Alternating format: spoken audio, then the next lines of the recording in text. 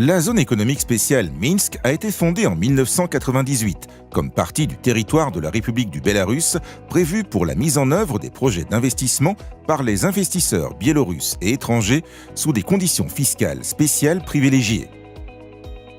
Emplacement géopolitique favorable de la République du Bélarus. Corridors de transport internationaux traversant le territoire du pays.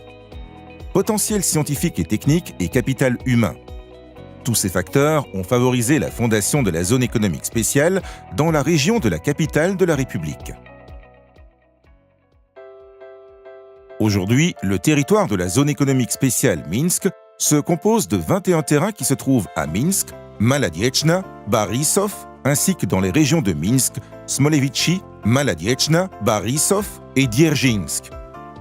Au cours de son existence, le territoire a été agrandi quelques fois. Il fait maintenant 2650 hectares. Presque tous les terrains libres ont l'infrastructure nécessaire et se trouvent à une distance de 10 à 20 km du centre de Minsk.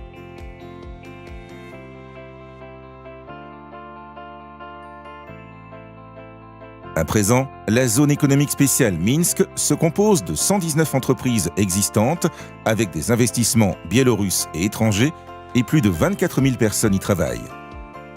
Création de conditions favorables pour le développement de l'activité commerciale, transparence des affaires, conditions privilégiées pour l'organisation de la production, ainsi qu'adhésion de la République du Bélarus à l'espace douanier commun, tous ces facteurs augmentent l'attrait de la zone économique spéciale pour les investisseurs étrangers.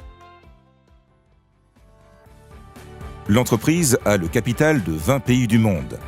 Parmi les investisseurs principaux se trouvent la Russie, Chypre, la Grande-Bretagne, l'Allemagne, l'Estonie, la Lettonie et les États-Unis. Depuis la création de la zone économique spéciale Minsk, les entreprises résidentes ont construit 34 usines modernes. Plus de 20 usines sont en cours de construction. 12 entreprises sont au stade de l'étude du projet.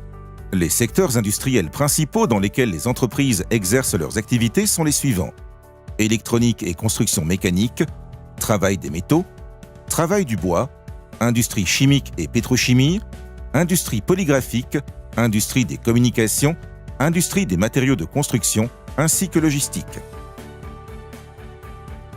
Les produits sont acceptés et reconnus dans le monde entier et s'exportent vers 59 pays. Les marques les plus renommées sont Alutech, Stadler, Phénox, Softform, Glassbell, Bellwood Doors, Nero Electronics, Adani, etc. Comme dans le monde entier, le régime de la zone économique spéciale donne aux entreprises la possibilité de travailler sous des conditions spéciales privilégiées. Les entreprises sont exonérées du paiement de l'impôt sur les bénéfices dans le délai de 5 années suivant la déclaration du profit. Par la suite, l'impôt est payé au taux réduit de 50% du taux déterminé par la loi. Du paiement de l'impôt sur les propriétés concernant les bâtiments et agencements qui se trouvent au sein de la zone économique spéciale. Du paiement du droit de conclure un contrat de location des terrains qui sont fournis sans vente publique.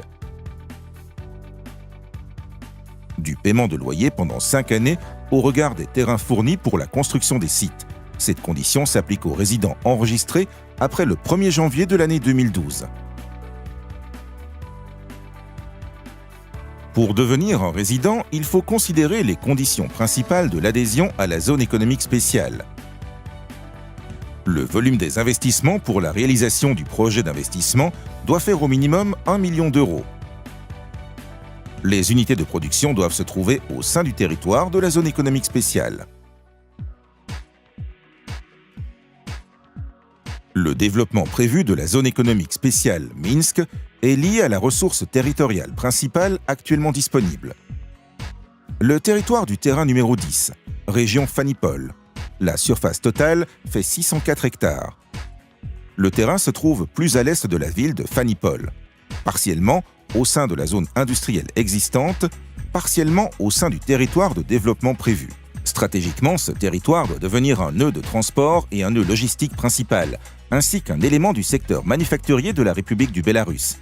À bref délai, le développement de ce territoire sera effectué par le moyen de la modernisation des unités de production existantes et la mise en œuvre de nouvelles technologies, l'entrée en service de nouvelles entreprises industrielles, la construction de l'infrastructure de transport et d'ingénierie et la rocade de Minsk. Le projet Zone économique spéciale est un exemple de l'aide efficace et ciblée de l'État au secteur privé.